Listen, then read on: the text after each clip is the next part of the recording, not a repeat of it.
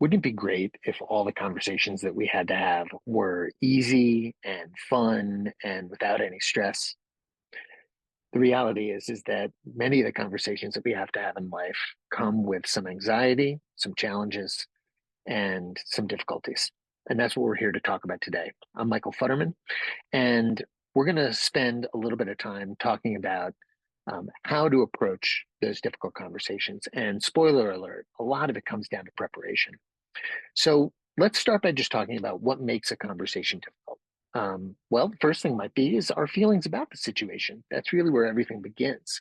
So if we're feeling anxious or upset or angry about a particular situation, maybe we might be having feelings of shame or that this is something that was our fault. We need to first be understanding about what those feelings are. Another thing that might make a conversation difficult is our thoughts about how the other person might react. Do we think that they're going to be defensive? Do we think that they're going to see things differently? Are they aware that the conversation is going to be challenging? And then the other thing that might make a conversation difficult is our uncertainty about what's going to happen next, either our uncertainty or the other person's uncertainty. Am I going to be punished? Am I going to have some sort of consequence as a result of this conversation? So these areas are feelings about the conversation, the thoughts about how the other person might react, and then also this lack of certainty about what's going to happen next can all contribute to a conversation being difficult. So, with that as the backdrop, how do we want to approach having a difficult conversation? And there are really a couple different things that I want to cover with you today. I want to clarify why you want to have the discussion, prepare your mind and your emotional state for the discussion itself, pick a date and time and location. For having the conversation, and then what are you going to actually do when this happens? So you can see that a lot of this preparing for and being better at managing those difficult conversations comes in all the stuff that happens beforehand, even before you sit down with the other individual to actually engage in that conversation. So planning is so key for ourselves and making sure that the conversation is going to go as well as it possibly can. So let's start with clarifying why. So the first thing to ask yourself when you are thinking about having a challenging or a difficult conversation with another human being is to start with the end in mind. What do you want to have as an outcome of this? Um, do you want there to be a change in behavior? Do you want to just get something off your chest? Do you want to um, have a dialogue about something that has occurred or something that might occur in the future? Think about what you want on the other side of this conversation. Do you want there to be agreement? Do you want there to be awareness? Do you want there to be a greater depth of knowledge? Understanding that before you embark on any of these next steps can really help you to focus your attention and your energy on the things that you have control over and the things that matter. The second piece of clarifying why you want to have this discussion is really understanding your feelings about the relationship that you're having. Sometimes we want to really be right and we want people to know how we feel. But if this is a relationship that you don't plan on maintaining or having as an ongoing concern, then maybe this is just something that you can let go. You can spend some time with yourself journaling about it. You can spend some time with yourself ruminating on it. But if it's not a conversation that you are interested in, if it's not a relationship that you're interested in continuing, then you might just want to let this go. A very wise person once told me that resentment is like taking poison and hoping the other person gets sick. So the more you can just let some of this stuff go, the better. But let's say you do want to maintain this relationship. If you are really concerned about if it's your spouse or your significant other or your children or people that are part of your family or your manager or people that you are going to have an ongoing relationship with, then you really want to think about how important is it that you have the conversation and what is the structure and the context in which you want to have it. So with that, you want to be thinking about what you feel that you need to communicate. Were you upset in this situation and you want to vent about it? Did you need to correct certain behavior, if it's an employee of yours or maybe one of your children or your spouse or significant other? Or are you sharing something that's related to your own behavior that you might be ashamed of? Really understanding and narrowing it down to what it is that you need to communicate ahead of time and really being clear about it is going to be very, very critical. The next step is preparing yourself and preparing your mind about how you want to have the conversation. So, first question is, how are you feeling about it? Are you angry? Are you ashamed? Are you concerned about having the conversation? How is the other person feeling? Are they anticipating this, or will this be a surprise to them? Understanding that can really help to shape the way that you want to conduct a conversation itself. And then how do you want to respond to this other person's reaction? If you think that they're going to be surprised or they're going to react poorly, or they're going to react strongly, or they're going to be upset, whatever you believe the other person's reaction is going to be, being prepared for that can help you develop more of a process, more of a strategy for how you want to be deliberate and intentional about doing that. So, really taking a moment to think about how you want to respond to these other people's reactions and anticipating what the reactions might be. At the same time, you want to be open to what their reaction is. So it's kind of holding these two things simultaneously. It's being prepared for the kind of reaction you might anticipate, but it's also being open to the possibility that they may react totally differently than you anticipated. And so the last part of this is being prepared for what you anticipate to be the most difficult part of this experience? Do you think it's going to be just bringing it up? Do you think it's going to be coming to a solution? Do you think it's going to be the reactions that the other person is going to have? Really sort of getting in touch with where you have the most anxiety or the most anticipation of difficulty is going to help you be better prepared for those moments when they come into play. So you've clarified why you want to have the conversation. You've prepared yourself by understanding about how you feel about it. How is the other person feeling? How do you want to respond and what you anticipate being the most difficult part? Now it comes time to make a decision about when you want to have it. So if this is going to be an emotional conversation for you or for the other party, maybe a public place isn't the best place to do it. If it's a work conversation, maybe doing it in your office or not doing it in your office, maybe having a neutral location might be a better decision. So think about your own reactions to this, how emotional or how anxious you are about it. Think about the other party and about how anxious they're going to be. Is it going to be better served to do this outdoors on a walk? Might it be better to do it in one of your homes? Might it be better to do it in a more public place? I'm not sure. You're going to have to make that decision, but thinking about that context is going to be really important. The next thing to think about is when you want to engage in the conversation. So for some people, they feel most confident and most in control and most, squared up in the mornings, or they might feel it at the end of the day. If it's a work colleague, you might want to think about, do I want to do this at the beginning of the week or at the end of the week or in the middle of the week? You want to be thinking about when you feel like you are best ready to do it. Is it after a meal? Is it on an empty stomach? I wouldn't necessarily recommend that. We kind of function better when we've got fuel for our brains and our bodies. So just think about when you want to engage in that. So the last bit about timing is consider asking the other party if it's okay to talk about this first. So by asking the other party, hey, can we have a conversation about this? And the phrase that I like to use is it okay for us to have a conversation about this thing that happened? And is now a good time for us to do that? By asking it in that way, you're giving the other party the opportunity to feel like they're involved and they have some control over what's going to happen next. And that sense of control can be really, really important because people don't like to be surprised.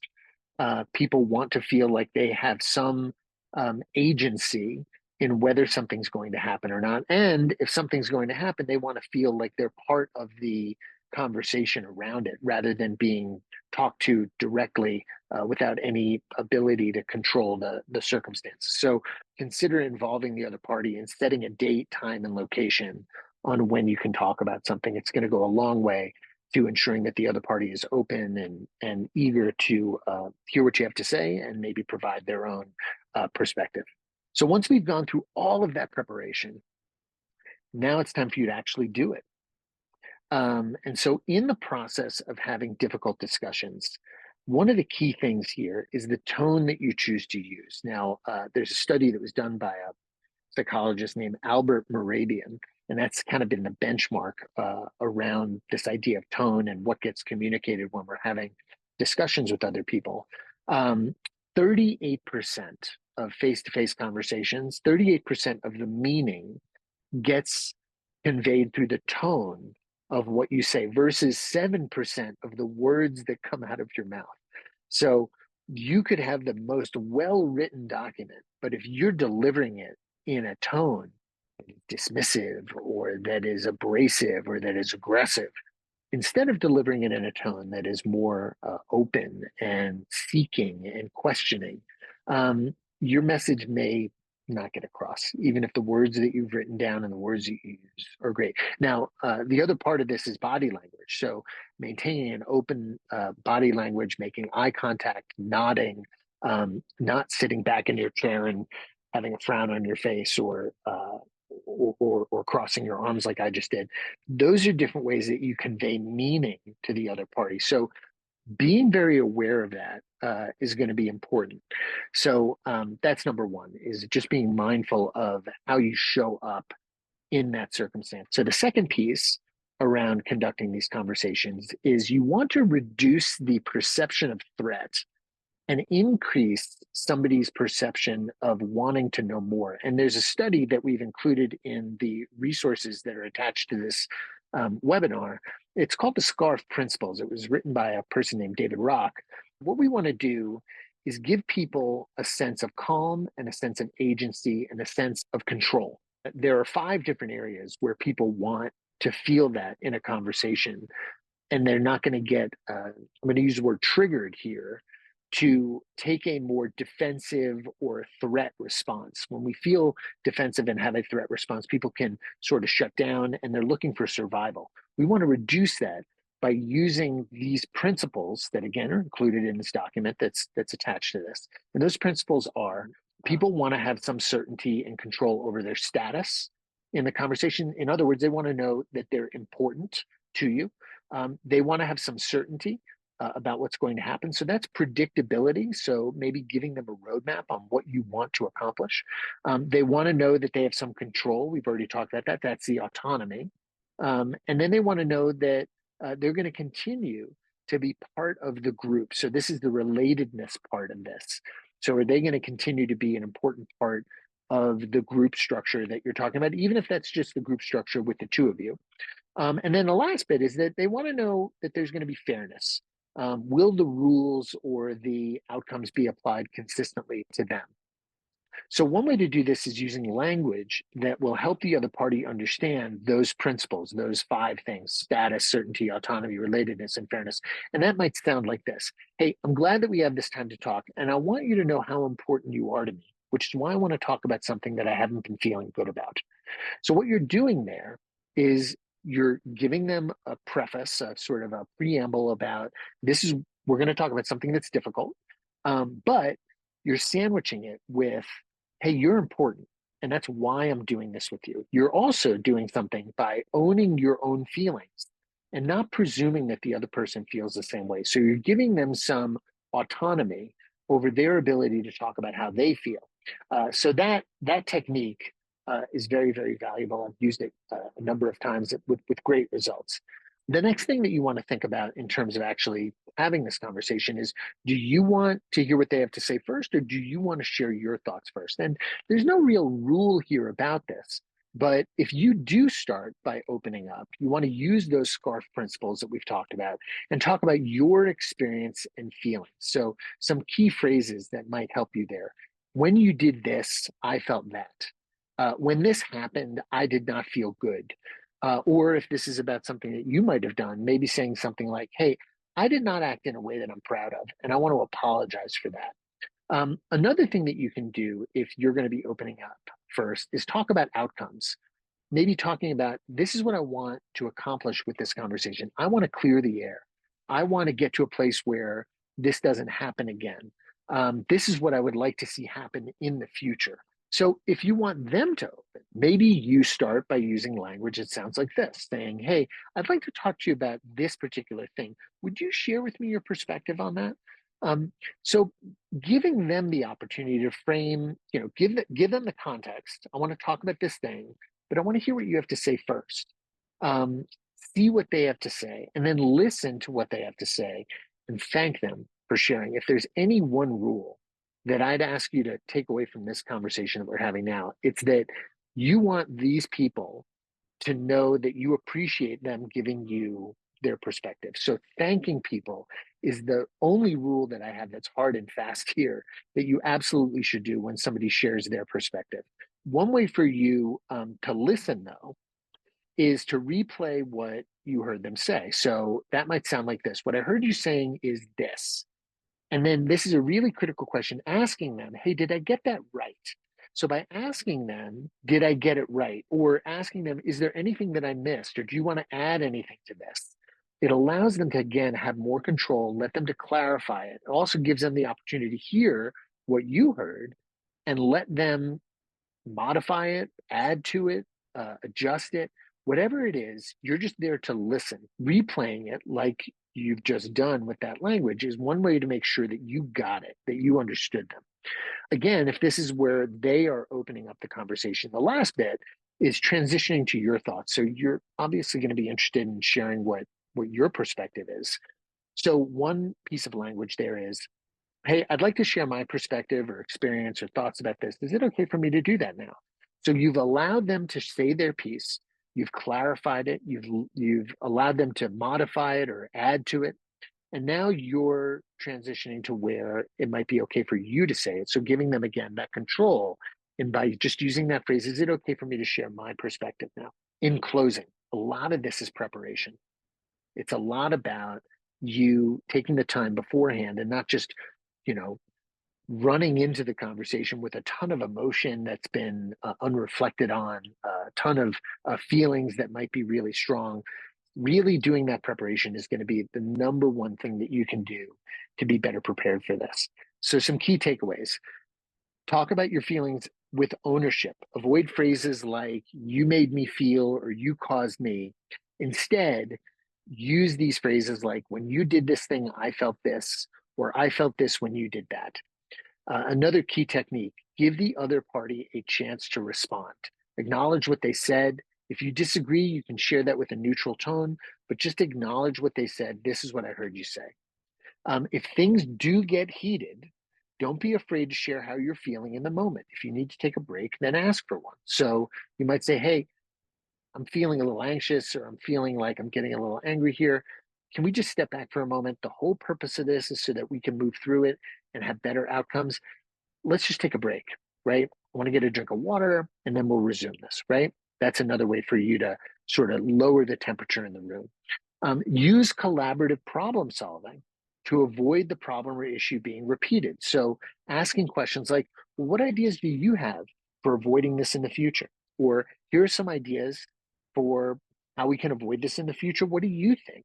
That collaborative problem solving can really come out with solutions that you might not have considered in the past, or ways to think about how to avoid the problem in the future. And the last thing is to close with appreciation. Again, if we start with the idea of, you're important to me, we want to close with that conversation or that idea. So this relationship is valuable to me. I appreciate your willingness to talk to me about this. So thank you. I would say that the key thing is preparing beforehand is going to really serve you well.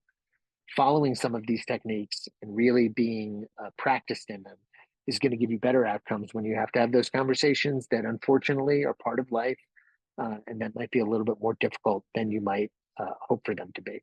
So I hope this was helpful, and I hope that you have a great day.